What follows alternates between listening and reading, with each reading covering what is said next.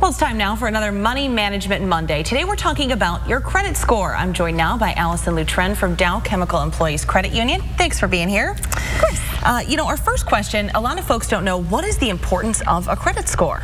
So a credit score affects multiple things. A lot of people will think it's just a loan or a credit card, but it actually affects your insurance premiums, your ability to even get a job. So it actually kind of affects almost everything important when it comes to your financial life. Now if somebody doesn't have a lot of experience with credit, what's even perhaps a college student or even anybody that's older that's never had a credit card, what is the best way to start building and establishing a strong credit score?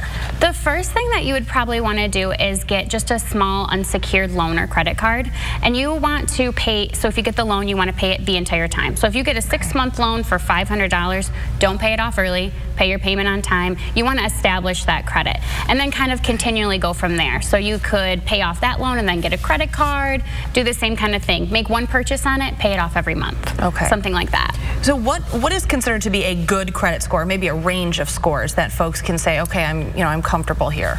So credit scores go up into the 800s, but you're looking at normally the 700 to 750, 60 range. Okay. Every lender is going to be different, but I would say up in that higher 700s, you're looking at what's normally called an A+ or an A credit, okay, and you're going to probably be able to get the best rates that way, the best easy way to get lending. Okay, wonderful.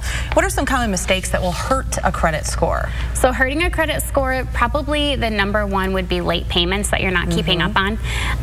It can be easy to be late and not realize that once you're 30 days, they're going to hit your credit. Okay. So 30 days, 60 days, 90 days, that's all tracked on your credit report, and it's out there for lenders to look at for a long period of time. Okay. So that's probably the #1 thing that hurts, is not making those payments. Yeah, especially on time. Well, what are some things that can be done to improve a credit score? Maybe if you have had some late payments and you want to get back toward that good rating. So you definitely want to start making the payments on time. Always get in contact with the lender. You can always make arrangements, even if it's just the minimum payment. So if you have a credit card where the payment is outstanding and very big, you can definitely contact them and discuss your options, and you can just pay that minimum payment. Even paying the minimum is going to help your credit a lot. Sure. How can someone keep track of their credit scores, maybe with the different agencies? There's a lot out there that we get fed, it seems like a lot. Yes. To check your credit score here or there. What are some ways that agencies and places that folks can use? So we suggest that you look at all of your different bureaus once a year. So Credit Karma is a great website that you can use. They have an app as well.